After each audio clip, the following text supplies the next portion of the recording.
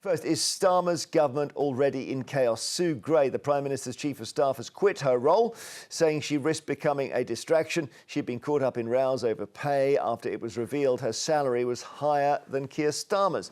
She will take up a new role as the PM's envoy for nations and regions. Seems to be part-time, may not even be paid. It's yet another moment of chaos for Labour, and it's hot off the heels of the so-called freebie scandal. So we should go through them. The freebie scandal, of course, involved mention of Taylor Swift, didn't it? So Taylor, there she is. These are the potholes that Labour has fallen into. So Taylor Swift tickets was one thing, and then it was free glasses for Keir Starmer, and then somebody else went to Doncaster races and whatnot. So the freebie scandal was big, but there have been other potholes too. So I could mention here the early prisoner release. 2,000 prisoners go out early. Labour will say, well, that was basically put on the blocks by the Conservatives because the prisons were full. But, you know, if you're the government, you've got to take responsibility. Some of them drove off in fast cars. Some of them even reoffended. So then the two-child benefit cap was the very first problem because there were rebellions from some Labour MPs when they decided to continue that policy. I've mentioned Sue Gray here. I'll just come round the other side. Of course, the really big one is this pothole here with the yellow sign, the winter fuel allowance being cancelled for 10 million people, only kept for the poorest pensions. That is probably the biggest self-inflicted pothole of the whole lot. They've fallen down that one and they still really haven't got out. And I don't think they can change it. They've absolutely said it's fair and they're going ahead with it. But one of the problems is this one here. They said there was a £22 billion black hole.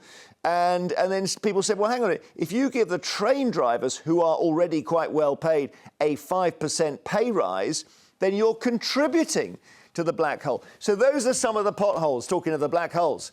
And it seems like, looking at them, I guess the reason they've got rid of Sue Gray, Henry, is that a lot of those could have been foreseen. Well, I mean, what was her job? She was the Chief of Staff of the Prime Minister, and she was a long-term career civil servant, so she didn't really have the political nous. I mean, that job, that post is normally held by a political operator, and Morgan McSweeney, the guy who's going to take it up, is just such an operator, and he'll be able to hone a much more coherent government message. But hey, welcome to government. Events, dear boy, events, as Macmillan once said. You're buffeted every single day. Yeah. You can't complain about it. The question is whether this really matters, you know, the squalls, the froth and bubble of the headlines, the problems in Downing Street, versus the broad problem of delivering on his 6 missions, and what are the great offices of state doing? So obviously the Prime Minister, the first among equals, but you've got the Chancellor will be able to measure her properly when we get the budget in October. And of course the Home Secretary is going to be tested on policing and on migration. It's still too early to tell. Remember, we had Conservative governments for 14 years. I think we had, what was it, 5 Prime Ministers, was it 7 Chancellors? Was it 5 Prime Ministers and 6 years at some point? Something like that, yeah, 7 Chancellors, 8 Foreign Secretaries and 16 Housing Ministers. That's chaos. I'm trying to just do our little list here. It went Cameron, May, Boris Johnson, Truss, and then Sunak. Yeah, it was. You know, that wasn't strong and stable government, Jeremy. So this is favourability rating, and these are the first days in office, up to 300. Brown, obviously, Gordon Brown crashed because of the financial crisis. Cameron had quite a long honeymoon. Theresa May, the wheels came off pretty slowly with her, in fairness. Boris Johnson started low and then rose. Sunak was a slow decline. What's remarkable about Starmer is it's absolutely rapid. It's so brutal. And there we are. He's gone down a long way already. Although we're in a different media climate, I think, Andrea. The media are employed by crisis. Yeah. But also, I think why it's gone down so steeply is because of the hypocrisy. Look, when he was leader of the opposition, it's do as I say, not as I do. And the British public are fair people that don't like that. Now, back to Sue Gray. I mean, this role, envoy to the nations, it seems like a pointless role. So I think this, look, she has been heavily involved with the Labour Party for years. She, in a way, was embroiled in the cash for access as well, for the fact that her son got money from the major donor. He got a pass into number 10.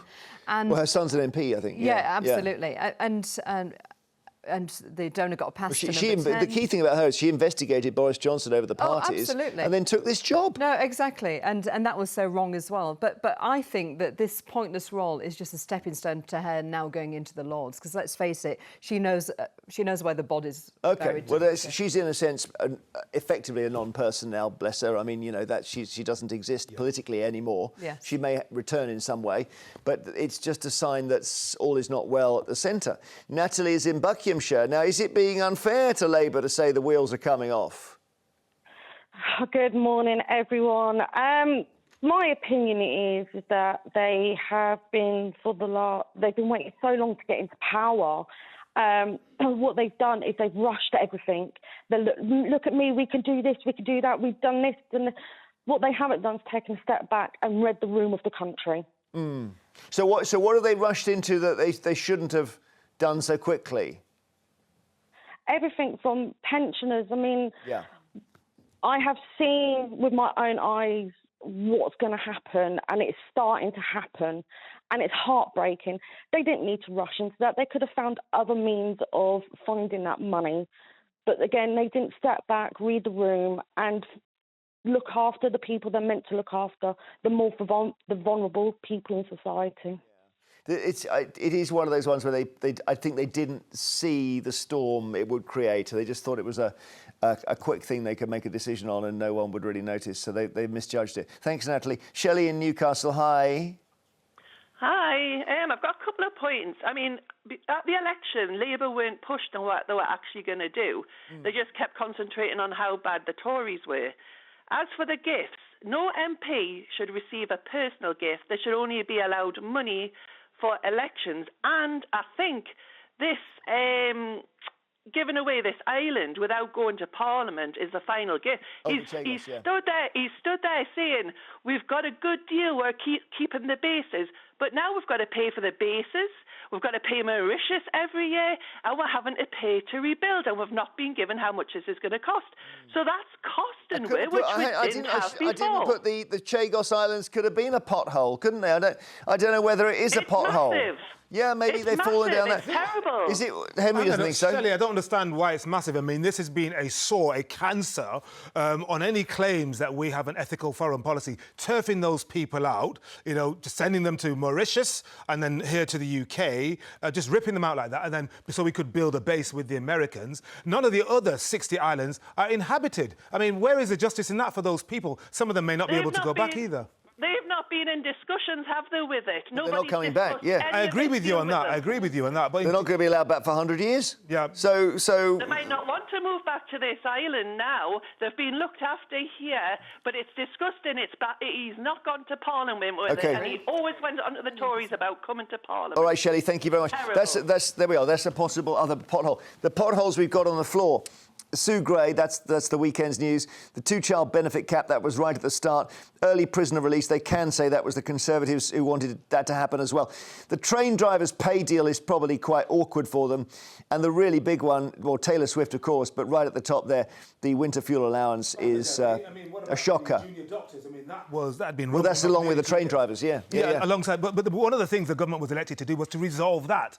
And you might not like the way they've done it and how much it's going to cost, but they've resolved it in a way that the previous government didn't. And look how much it was costing us. It's going to be a knock-on effect now. All the unions are going to want this 20% pay. Well, they might want it. They're not going to get it. No, but... Well, inflation is lower now. I suppose that can help.